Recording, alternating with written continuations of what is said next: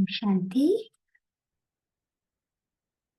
आज अव्यक्त मुरली जो हम पढ़ने जा रहे हैं उसका हेडिंग है विकारी देह रूपी सांप से।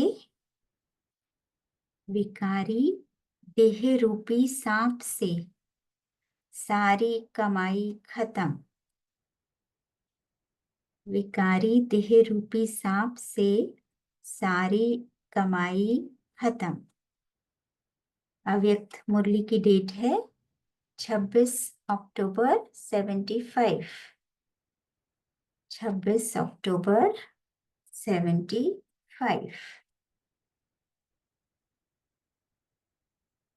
बाबा कहते कोई भी देहधारी में संकल्प से व कर्म से फंसना इस विकारी देह रूपी सांप को टच करना अर्थात अपनी की हुई अब तक की कमाई को खत्म करना है। अर्थात अपनी की हुई अब तक की कमाई को खत्म करना है। संकल्प से और कर्म से हम फंस गए। फंस गए इन द सेंस जो बाबा ने श्रीमत दी उसको हमने फॉलो नहीं किया। संकल्प से वो आत्मा हमें याद आती रही और कर्म हम एक्यूरेट लक्ष्मी नारायण जैसा बनने वाले लक्षण लेकर नहीं कर पाए तो क्या होगा? अब तक की कमाई को खत्म कर दिया। आगे बाबा कहते चाहे कितना भी ज्ञान का अनुभव हो या याद द्वारा शक्तियों की प्राप्ति का अनुभव किया हो या तन मन धन से सेवा की हो, राइट, ज्ञान भी योग भी और सेवा भी, लेकिन सर्व प्राप्तियां इस देह रूपी सांप को टच करने से इस सांप के विष के कारण, जैसे विष मनुष्य को खत्म कर देता है वैसे ही यह सांप भी अर्थात देह में फंसने का विष सारी कमाई को खत्म कर देता है। एग्जाम्पल कितना अच्छा देते हैं बाबा। सांप का विष सबको जहरीला बना देता है, सारी कमाई खत्म। तो ऐसे ही अगर हम देहधारी के संकल्प या कर्म में फंस गए, प्रभावित हो गए, आइदरवाइज अच्छा भी तो बुरा भी, संकल्प से भी फंस गए, याद रहा, उसकी बात याद रही, बार बार वो संकल्प याद रहा, बाबा ने श्रीमत जो दी वो किनारे कर दी तो क्या होगा? सारी की कमाई फिनिश। पहले की हुई कमाई के रजिस्टर पर काला दाग पड़ जाता है जिसको मिटाना बहुत मुश्किल है। और वो रजिस्टर किसके पास होता है? वो बाबा के पास होता है। तो बाबा उसको इजीली डिलीट नहीं करते हैं। जैसे योग अग्नि पिछले पापों को भस्म करती है वैसे यह विकारी भोग भोगने की अग्नि पिछले पुण्य को भस्म कर देती है। पाप को भस्म करने के लिए योग, पुण्य को भस्म करने के लिए देहधारी सांप के संकल्प और कर्म में फंसना। इसको साधारण बात नहीं समझना। ये पांचवी मंजिल से गिरने की बात है। कितनी बार ये मुरली में लाइन सुनी है ना हमने? पांचवी मंजिल से गिरने की बात है। देहधारी के संकल्प व कर्म में फंस गए तो हम जैसे पांचवी मंजिल से नीचे गिर गए, फिर क्या बचेगा? कुछ बचेगा? कुछ बचेगा ही नहीं। कई बच्चे अब तक अलबेलेपन के संस्कार वश इस बात को कड़ी भूल व पाप कर्म नहीं समझते हैं। वर्णन भी ऐसा साधारण रूप में करते हैं कि मेरे से 4-5 बार यह हो गया, आगे नहीं करूंगा। वर्णन करते समय भी पश्चाताप का रूप नहीं होता। जैसे साधारण समाचार सुना रहे हैं। बाबा अंदर की भावना जानते हैं ना। अंदर में लक्ष्य रहता है कि यह तो होता ही है, मंजिल तो बहुत ऊंची है, अभी यह कैसे होगा? अभी नहीं होगा तो फिर कब होगा? लेकिन फिर भी आज ऐसे पापात्मा ज्ञान की ग्लानि कराने वालों को, बाबा स्ट्रिक्ट शब्द यूज करें, ज्ञान की ग्लानि कराने वालों को बाप दादा वार्निंग देते हैं। इनफ इज इनफ नाउ, कि आज से भी इस गलती को कड़ी भूल समझकर यदि मिटाया नहीं तो बहुत कड़ी सजा के अधिकारी बनेंगे। अब चॉइस किसकी है? हमारी चॉइस है ना। तो बार बार अवज्ञा के बोझ से ऊंची स्थिति तक पहुंच नहीं सकेंगे। बोझा किसका ढोर है? अवज्ञा का। नहीं, बोझा की डेफिनेशन मिली ना हमें। हम कहते हैं हम जिम्मेवारियों का बोझा ढोते रहते हैं। बाबा ने आज क्या बोला? अवज्ञा का ही बोझा आप ढोते रहते हैं तो 5वीं मंजिल तक पहुंच ही नहीं सकते। तो बाबा क्लियर कर रहे हैं, प्राप्ति करने वालों की लाइन की बजाय पश्चाताप करने वालों की लाइन में खड़े होंगे। We are also in the asking team now. हम भी मांग रहे हैं एज किंग जैसे खड़े हुए ऊंची स्थिति पर। देने की भावना नहीं है, लेने की भावना। प्राप्ति करने वालों की जय जयकार होगी और अवज्ञा करने वालों के नैन और मुख हाय हाय का आवाज निकालेंगे। और सर्व प्राप्ति करने वाले ब्राह्मण ऐसी आत्माओं को कुल कलंकित की लाइन में देखेंगे। भक्ति मार्ग में भी कई बार ऐसे चित्र देखने को मिले ना। एक लाइन जा रही थी, सभी साधु संत महात्मा जा रहे थे और एक लाइन में सारी पापात्माएं जा रही थी। तो अब हमें किस में जाना है? अपने किए विकर्मों का कालापन चेहरे से स्पष्ट दिखाई देगा। उदासी छाएगी ना, क्योंकि अवज्ञा करी, माया के दास बन गए इजीली। इसीलिए अब से यह विकराल भूल अर्थात बड़ी से बड़ी भूल समझ करके अभी ही अपनी पिछली भूलों का पश्चाताप दिल से करके बाप से स्पष्ट कर अपना बोझ मिटाओ। बाबा ने यूज किया वर्ड पश्चाताप, दिल से करके, रियलाइज करके, बाबा को तुरंत अपनी गलती बताकर, तुरंत बताकर। तो क्या होगा? बाबा ने इशारा दिया हुआ है, आधा माफ हो जाएगा। और वो कैसे हो जाता है आधा माफ? क्योंकि हम रियलाइज करते हैं यस हमसे मिस्टेक हुई, तुरंत बाबा को बता दिया। और बाबा तो सागर है ना, वो सारी कमजोरियां हमारी वैनिश कर देता है, फिनिश कर देता है इजीली। तो क्या होगा? फिर हमें भी शक्ति मिलेगी उस रियलाइजेशन को अब फिर से यूज करके और बहुत प्यार से बाबा की श्रीमत पर चलने की। तो इसीलिए कभी भी एनी टाइम हम कोई भी मिस्टेक करें तुरंत, और तुरंत बाबा को बताएं। पेन पेपर बाबा कई बार कहते हैं ना पॉकेट में रखो, और तुरंत बताएं बाबा को।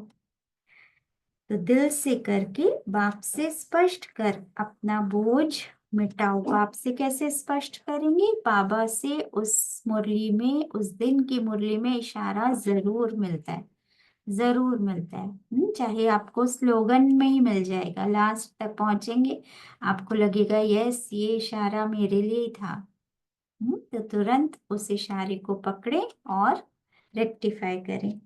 अपने आप को कड़ी सजा दो ताकि आगे की सजाओं से भी छूट जाएं। कड़ी सजा। संकल्पों के लिए कई बार कहते हैं एक भी व्यर्थ संकल्प चले तो क्या करो? 10 समर्थ संकल्प चलाओ। इसीलिए कहते हैं ना, ये ज्ञान अविनाशी रतन, इनको बार बार रिवाइज करें।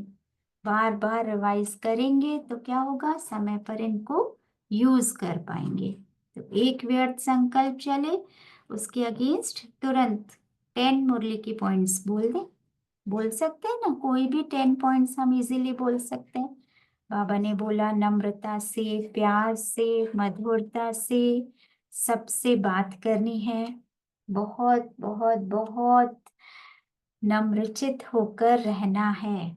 बोला बाबा ने, तो याद आती है वो पॉइंट्स, तुरंत याद आती है। अगर अब भी बाप से छुपावेंगे, वह अपने को सच्चा सिद्ध करके चलाने की कोशिश करेंगे। जस्टिफिकेशन, बाबा परिस्थिति ऐसी थी, बाबा उस आत्मा ने ऐसे बोला, बाबा आप भी हमारी जगह होते तो शायद ऐसे ही कहते। तो बाबा आप इस पृथ्वी पर शरीर में आकर तो देखिए, तो क्या होगा। तो अभी चलाना अर्थात अंत में, और अब भी अपने मन में चिल्लाते रहेंगे, क्या करूं, खुशी नहीं होती, सफलता नहीं होती, सर्व प्राप्तियों की अनुभूति नहीं होती। तो वो कब होता है, जब हम चार्ट मेंटेन नहीं करते। मुरली हमें मिली एंड देन एंड देयर हमें उसी दिन चार्ट बना लेना चाहिए, 4-5 पॉइंट्स का, मिनिमम 3 पॉइंट्स का बना लेना चाहिए। और एवरी आवर का, हर घंटे का मुरली जैसे सुनी, spend some time to make a chart, 2-3 points का बनाएं, हर घंटे का बनाएं, और उसको ऑनेस्टली फॉलो करें। ऑनेस्टली इन द सेंस, अगर हमने उसको फॉलो नहीं किया, सपोज हमने फॉलो नहीं किया कि आज बहुत बहुत प्यार से सबसे बात करनी है, बहुत बहुत मिठास से सबसे बात करनी है आज, तो अगर ये 2 पॉइंट्स नहीं ध्यान में रखे, नम्रता से बात करनी है हमें, फर्स्ट क्लास बोल होने चाहिए हमारे, ये पॉइंट्स हमने ध्यान में नहीं रखी, तो वहां पर क्रॉस लगाएं। रेड पेन से बड़ा बड़ा क्रॉस लगाएं, या अपने चार्ट में 0 मार्क्स दें उस कॉलम में। देन व्हाट, बाबा को अच्छा लगेगा कि यस, इस बच्चे ने चार्ट फॉलो किया, बट ऑनेस्टली से किया, सच्चाई से किया। तो वो क्या करेगा, वो आपके अंदर शक्ति भरेगा, वो प्यार देगा बहुत सारा, और फिर हम नेक्स्ट आवर उसको बहुत अच्छे से कर लेंगे। तो we should maintain chart of each and every day. Points अलग हो सकती हैं, कुछ पॉइंट्स थोड़े दिन तक सेम भी चल सकती हैं, तो इसीलिए बाबा ने कहा ऐसे अब भी चिल्लाएंगे, और अंत में हाय मेरा भाग्य कह चिल्लाएंगे। तो अब का चिल्लाना अर्थात बार बार चिल्लाना, अब का चलाना, बाबा को जस्टिफाई करना। बाबा ने तो देखा है ना, हमने उस घंटे फॉलो नहीं किया, बाबा को मालूम है हमने नहीं किया, बट स्टिल हमने राइट लगाया, स्टिल हमने पॉइंट्स दिए, तो क्या किया हमने, किसको चलाया, हमने खुद को ही चलाया। खुद को ही बाबा की नजरों में झूठा साबित किया। तो ये क्या हो गया, फिर बार बार चिल्लाना, वो कमजोरी कम नहीं होगी, वो और बढ़ जाएगी, वृद्धि को पाएगी। अगर अभी बात को चलाते हो तो अपने जन्म जन्मांतर की श्रेष्ठ तकदीर को जलाते हो। इसीलिए इस विशेष बात पर विशेष अटेंशन रखो। Never give justification. बाबा यस, गलती हो गई, मानी गलती, बाबा को वेरी सॉरी बाबा लिखा, प्रॉमिस किया, आगे अगले घंटे ऐसा नहीं होगा, या नेक्स्ट क्षण ऐसा नहीं होगा। संकल्प में भी इस विष भरे सांप को टच नहीं करना। संकल्प में भी टच करना अर्थात अपने को मूर्छित करना है। विष हमारे अंदर आ जाएगा ना, तो रजिस्टर में विशेष अलबेलापन देखा। दूसरी रिजल्ट कल सुनाई थी कि किन किन बातों में चढ़ती कला के बजाय रुक जाते हैं। तीव्र गति की बजाय मध्यम गति हो जाती है। यह है मेजॉरिटी का रिजल्ट। इसीलिए अब अपने आप को रियलाइज करो, अर्थात अंतिम रियलाइज कोर्स समाप्त करो। अपने आप को अच्छी तरह हर प्रकार से हर सब्जेक्ट में चेक करो। Make some points every day. सर्व मर्यादाओं को, बाप के फरमानों को और श्रेष्ठ मत को कहाँ तक प्रैक्टिकल में लाया है उसको चेक करो। और साथ साथ मधुबन महायज्ञ में सदा काल के लिए अंतिम आहुति डालो। अपनी कमजोरियों की अंतिम आहुति डालो। समझा? अभी बाबा कभी ये नहीं कहते सुना। लास्ट में कभी भी बाबा ये नहीं कहते सुना। बाबा ऑलवेज से समझा। तो ज्ञान अर्थात समझ। यस, बाबा ने हमें जो जो आज बताया वो हम अब प्रैक्टिकल में करेंगे समय पर। दिस इज समझ। अभी बाप के प्रेम स्वरूप का उल्टा एडवांटेज नहीं उठाओ। बाबा तो क्षमा कर ही देता है ना आधा, तो क्या फर्क पड़ता है। तो बाबा आगे कहते, नहीं तो अंतिम महाकाल रूप के आगे एक भूल का 1000 गुना पश्चाताप करना पड़ेगा। 1000 गुना पश्चाताप करना पड़ेगा। तो रेडी है हम? नहीं ना? तो हमें क्या करना है, रोज की मुरली के पॉइंट्स का चार्ट मेंटेन करना है। और ऑनेस्टी से, बाबा ने एक मुरली में बताया था, अगर हम चार्ट ऑनेस्टी से भरें, भले ही उसमें क्रॉस आए, जीरो आए, कोई बात नहीं, ऑनेस्टी से अगर भरें तो वो भी तपस्या है।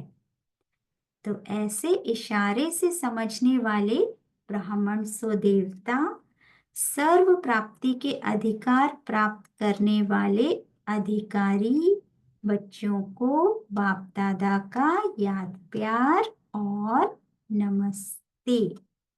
हम रूहानी बच्चों की रूहानी बाप दादा को याद प्यार और नमस्ते। अब बाबा ने इस मुरली की विशेष 5 बातें बताई, जो हमने अभी सुनी। पहली, बच्चों के कर्म कहानी के रजिस्टर्स में विशेष 3 प्रकार की रिजल्ट है। एक, छिपाना, राइट, बाबा को बताया ही नहीं सही सही। दूसरा, कहीं ना कहीं फंसना, रजिस्टर फॉलो ही नहीं किया, वो चार्ट फॉलो ही नहीं किया उस दिन का, कहीं ना कहीं किसी देहधारी में फंस गए।